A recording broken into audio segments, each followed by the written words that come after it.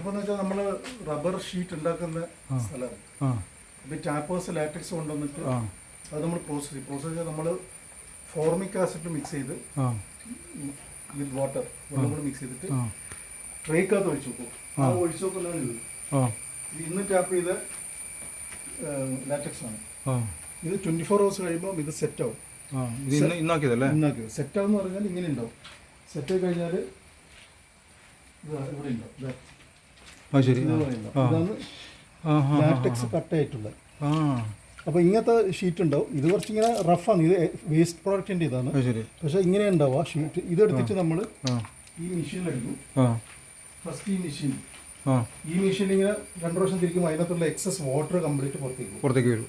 അതിനുശേഷം നമ്മൾ ഇവിടെ അടിക്കും.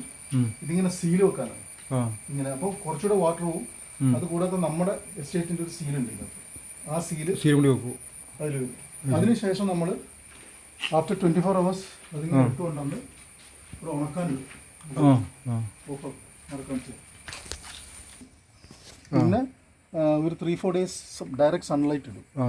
അപ്പോൾ മഴക്കാലത്ത് ഡയറക്റ്റ് സൺലൈറ്റ് ഇടില്ല. ഇങ്ങനെ വെക്കും.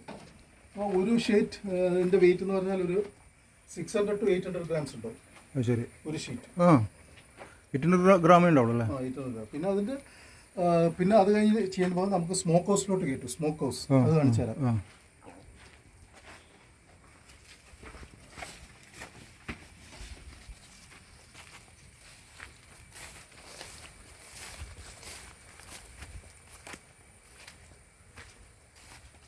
ഇതാണ് നമ്മളെ പുകപ്പുര എന്ന് പറയും. പുകപ്പുര ഈ റബ്ബർ ഫെർദർ പ്രോസസ്സിങ്. അത് നമ്മൾ ഇവിടുന്ന് തീ കത്തിക്കും.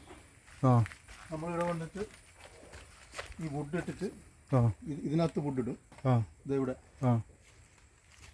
ഇതിനകത്ത് ഇതാണ് അവണാണ്. അതിനകത്തോട്ട് വുഡിട്ട് പൂട്ടി വെക്കും. അപ്പോൾ അതിൻ്റെ സ്മോക്ക് വന്നിട്ട് ഇങ്ങോട്ട് വരും. ഇതിലേക്ക് വരും.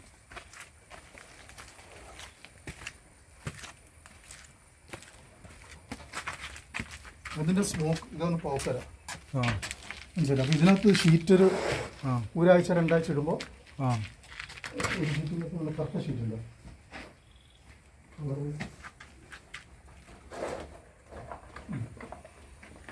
ഒരു 2 ആഴ്ച ഇടുമ്പോൾ ഇതേപോലത്തെ കളർ ഗോൾഡൻ ബ്രൗൺ. ഇതാണ് ഒറിജിനൽ ഗോൾഡൻ ബ്രൗൺ. ഈ ഷീറ്റാണ് നമ്മൾ മാർക്കറ്റിൽ കൊടുക്കുക. അപ്പോൾ ഇതിനകത്ത് പെർഫെക്റ്റ് ഇതിനകത്ത് ഇങ്ങനെ പൊടി അങ്ങനെ ചിഹ്നമുണ്ടല്ലോ അവിടെ. ഇത് നമ്മുടെ സീലാണ്. ശരി. നമ്മളിവിടെ മോഷണമൊക്കെ പോയാൽ നമുക്ക് പെട്ടെന്ന് പിടിക്കാൻ പറ്റുമോ?